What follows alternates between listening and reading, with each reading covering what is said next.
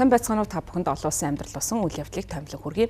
Америкийн нэгдсэн улсын засгийн газрын үйл ажиллагаа түүхэнд байгаагүй удаан хугацаанд зогссон нийтдээ 43 хоногийн хугацаанд засгийн газрын үйл ажиллагаа төр зогссон байдалтай байсан. За энэхүү асуудлыг шийдвэрлэх зорилгоор Америкийн нэгдсэн улсын төлөөлөгчийн танхимд санал хураалт явуулж тухайн хуулийн төслийг баталсан. За үүнээс 2 цагийн дараа хуулийн төслийг бүрэн хүчин төгөлдөр болох асуудлаар Америкийн нэгдсэн улсын ерөнхийлөгч хуулийн төсөл гарын үсэг зурснаар хууль бүрэн хүчин төгөлдөр болох боломжтой болсон байна.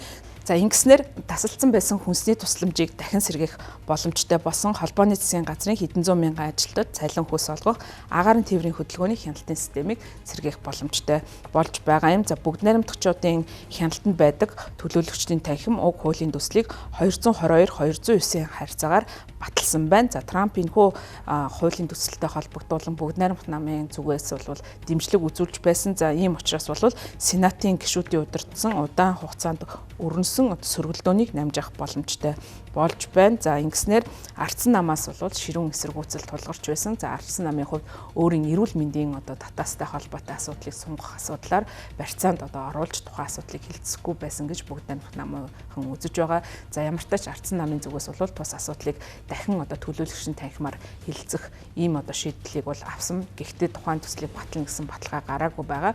За ямар ч тач бол ардсан намын зарим гишүүдийн зүгээс энэхүү төлөөлөгчдийн танхим болон Сенатад хилцсэн асуудлаар дэмжлэг үзүүлснээр энэхүү засгийн газрын үйл ажиллагаа сэргэх боломжтой болж байна. За үүнээс үүдэн Америкийн нэгдсэн улсын улс төрт бол томоохон өөрчлөлтүүд бас гарч байна. За тухайлах юм бол ардсан нам дотор хагарал бас гүнзгий бий болсон байгаа гэдгийг бол энэхүү засгийн газрын үйл ажиллагаа төр зогссон байдлаас харж болохоор байна. Америкийн нэгдсэн улсын ерөнхийлөгч Дональд Трампын гарын үсэг зурсан уг хуулийн төсөл 7 хоногийн ихээр Сенатаар батлагдсан. 43 хоногийн хугацаанд Америкийн засгийн газрын үйл ажиллагаа төр зогссны улмаас холбооны ажилчид бол пүрэв гарагт эргэн ажилд орох боломжтой болсон. Гэхдээ засгийн газрын үйл ажиллагааг бүрэн дүүрэн сэргээхэд бас тодорхой хугацаа шаардлагатай гэж тооцож байгаа. За одоогийн байдлаар хизээ бүрэн засгийн газрын үйл ажиллагаа явагдах нь тодорхойгүй байна. За энэ арга хэмжээтэй холбоотой санхүүжилтийг 1-р сарын 30 хүртэл сонгож засгийн газрын 38 их найд долларын өрийг шийдвэрлэх асуудал яригдж байгаа. За ингэснээр бол Америкийн нэгдсэн улсын өр бас дахин 1.8 их найдаар нэмэгдэх боломжтой болж байгаа. За өөрөөр хэлбэл Америкийн нэгдсэн улсын өр бас нэмэгдэх юм байна. За энэхүү засгийн газрын үйл ажиллагааг төр зогсон байсан явдлыг дуусгасан явдал нь 2-7 хоногийн дараа болох талархлын баярын бол тохиолдуулан болж байна. За ялангуяа талархлын баяраар Америкчууд орон нутгийн тээврийн хэрэгсэл, агаарын тээврийн үйлчилгээг бол ихээхэн ашигладаг. За тийм учраас энэ үеэр бол агаарын тээврийн үйлчилгээ доктортой, найдвартай байх боломжтой гэдгийг иргэдэд харуулж байгаагаараа чухал үйл явц болж байна. За мөн тун утган Америкчуудын бас томоохон худалдаа арилжаа явагддаг томоохон баяр болох 100 сарын баяр болох гэж байна. За 100 сарын баярын үеэр бол худалдааны улирал эхэлдэг гэж үздэг. За тийм учраас Америкийн сая гэр бүлүүд хүнсний тусламж үзүүлснээр өрхийн төсвийг хөнгөвчлөх боломж энэ засгийн газрын үйл ажиллагааг сэргээсэнтэй холбоотой бий болно. За мөн статистикийн агентлагууд энэхүү засгийн газрын үйл ажиллагаа төр зогссонтой холбоотой статистик мэдээлэл гаргахаа төр зогссон байсан. За тэгэх юм бол засгийн газрын үйл ажиллагаа сэргэсэнтэй холбоотойгоор статистикийн тайлан иргэн гаргах боломжтой болж байгаа юм байна. За статистик мэдээлэл байхгүй улмаас хөрөнгө оруулагч болон бодлого боловсруулагч өрхүүд хөдөлмөрийн зах зээлийн байдал, инфляц хэрэглэгч юун дээр бараа бүтээгдэхүүн авч худалдаа авч байгаа талаарх мэдээллийг нь авах боломжгүй байдал үүсэт байсан юм. За мөн статистик мэдээлэлтэй холбоотой зөрүүтэй мэдээллүүд бас байна. Цагаан ордны мэдгдснээр 10 дугаар сард ажил эрхлэлт ямар байсан, хэрэглэгчдийн үнийн индекс ямар байсан талаарх тайлан дахин гарах боломжгүй гэж үзэж байгаа юм. Өөрөөр хэлбэл засгийн газрын үйл ажиллагаа төр зогссонтой холбоотойгоор энэ тайлан гаргаагүй байсан учраас үүнийг дахин нөхөн гаргахгүй гэж үзэж болохоор байна. За эдийн засагчид засгийн газрын үйл ажиллагаа төр зогссонтой холбоотойгоор 7 хоног бүр дотоодын нийт бүтээгдэхүүний 11%-ээс илүү хувийг буурсан гэж тооцож байгаа ч гэсэн алдагдсан өртөгтэй бүтээгдэхүүний ихэнх хэсэг нь эх саруудад худалдаагаар нөхөгдөх боломжтой гэж эдийн засагчид харж байгаа юм байна.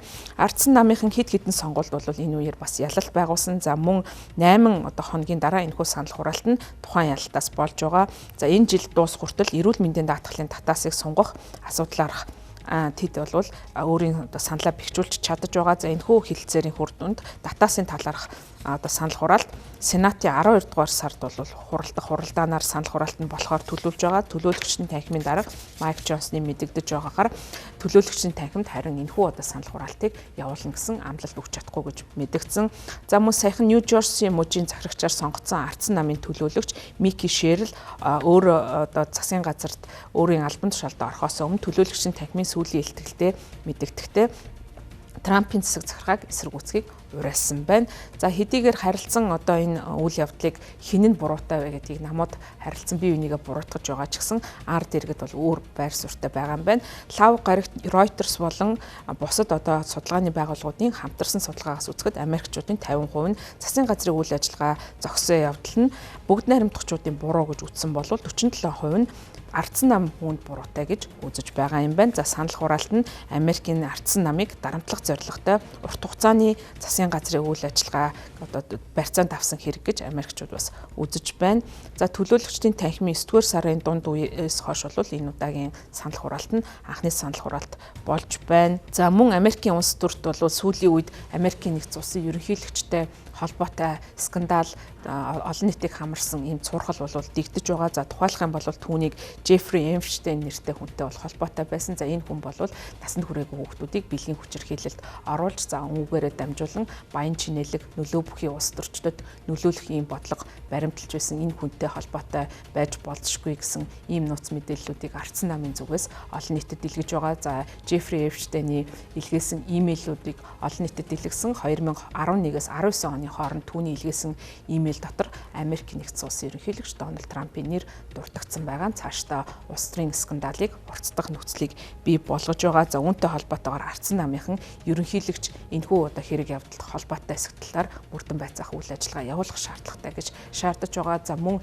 Джеффри Эйнштейний хохирогч болсон насанд хүрээгүй тухайн үед насанд хүрээгүй байсан эмэгтэйчүүд энэ одоо асуудлаар олон нийтийн хилцүүлгийг явуулах асуудлыг ярилцаж шаардлага бол тавьж байгаа. За үүнтэй холбоотойгоор Их Британий хунтайж Эндрю одоо өөрийн энэ хүнтэй холбоотой байсан гэсэн шалтгаанаар өөрийн цол хэрмээ алдахад бол хүрсэн. За магадгүй энэ нөлөөлөл нь Америкийн нэгдсэн улсын улс төрт ирж магадгүй гэсэн ийм таамаглал гарч байна. За ямар ч тач бол Америкийн улс төр бол энэ одоо 7 хоногт нэлээд ширүүн одоо тэмцэлдэн за мөн одоо олон нийтийн маргааны дунд өрнөлөө. За ямар ч тач Америкийн нэгдсэн улс бол энэхүү төсвөө батлах боломжтой болж засгийн газрын үйл ажиллагаагаа сэргийлж байгаа нь цаашдаа одоо ирэх өдрүүдэд болох баярын өмнө бол Америкчуудын хувьд томоохон бэлэг болж чадсан үйл явдлууд өөрөөс юм а.